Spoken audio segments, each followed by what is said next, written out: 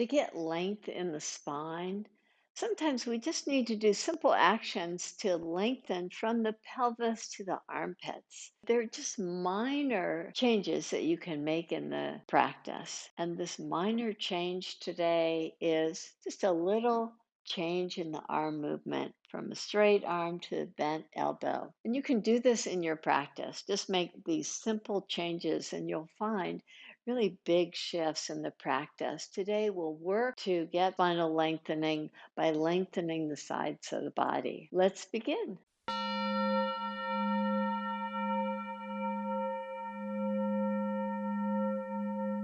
Come either to downward facing dog, puppy dog pose, or child's pose, just to work on this axial elongation of the spine. So, as you come to whatever pose works for you, those of you in downward facing dog, since we're working on this length here, lift your heels as high as you can.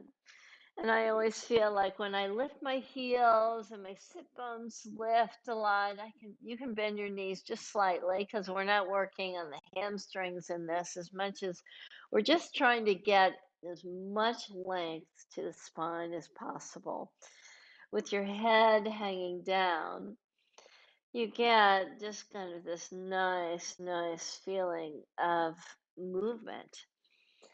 So again, if you're in downward facing dog or puppy dog pose or child's pose, have your hands forward with your shoulder blades lifted,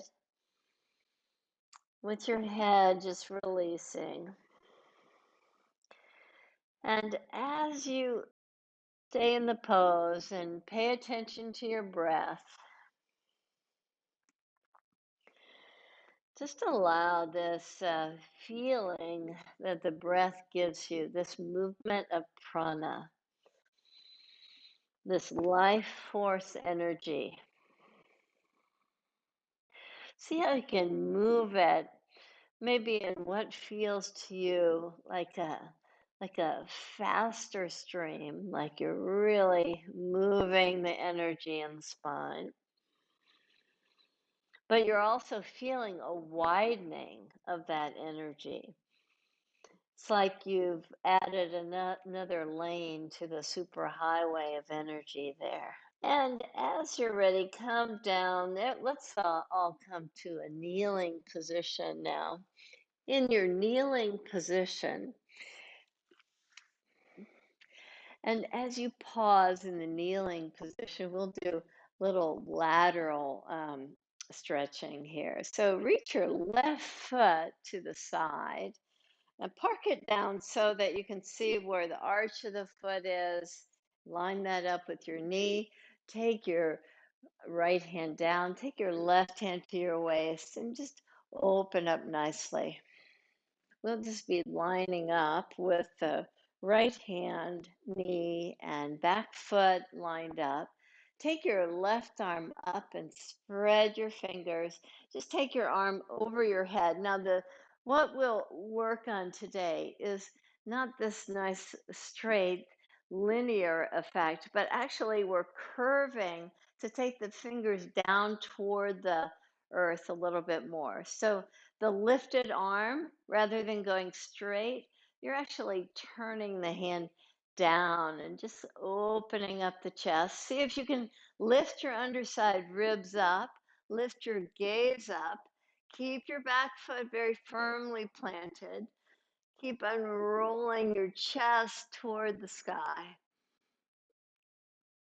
And slowly come to all fours position. And whatever your choice is, downward facing dog, puppy dog, whichever pose you chose to start your practice in, come back to that pose. If you are in downward facing dog, lift your heels really high, bend your knees just slightly so that your sit bones are really lifted, and enjoy your breath. See how you can inspire your breath even more fully in whatever pose that you're in to feel like the pose is giving you this nice axial elongation. Now, notice how one side feels a little bit more inspired than the other. That side that you stretched, hopefully, you're feeling a slight difference between the two sides. We'll come down now to come to the opposite side. And as you stretch your left foot out to the side, plant the foot, line up from the arch of the foot to your knee. Take your right hand down. You can also have your right hand to the block if that works for you. Take the head of your arm bone way back. Lift your left arm up and spread your fingers. Keep your back foot rooted firmly as you reach your arm over your head.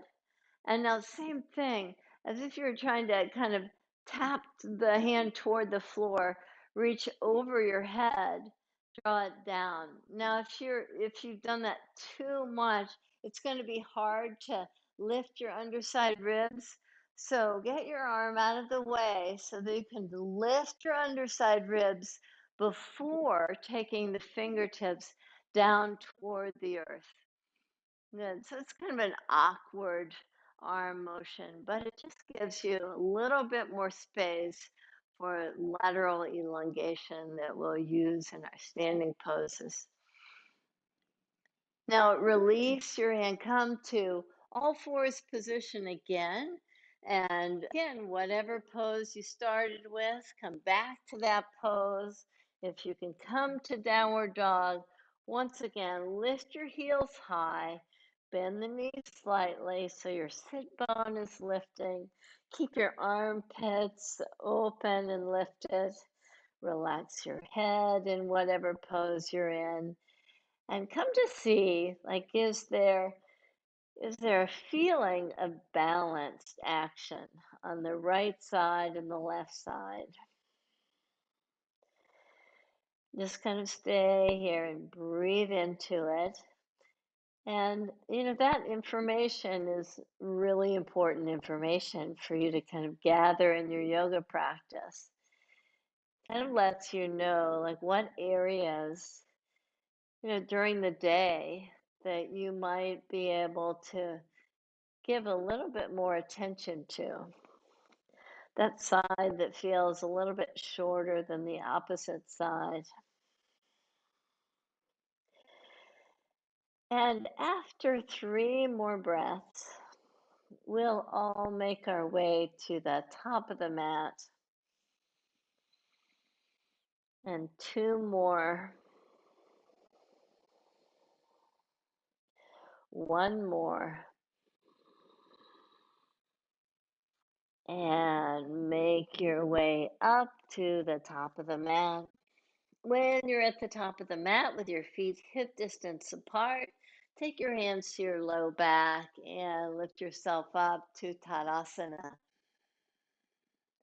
And now, with your eyes bright, step wide on your mat. In this wide stance, place your hands right at your hips and hug your elbows in toward each other so you open your chest nicely. Turn your right toes out. Bend your right knee to come to the form of Virabhadrasana 2 to begin with. Inhale, lift your arms up. Take your gaze out over your right hand. Keep your back leg strong so you can drop deeper in the front leg. Now take your right forearm down to the top of the thigh.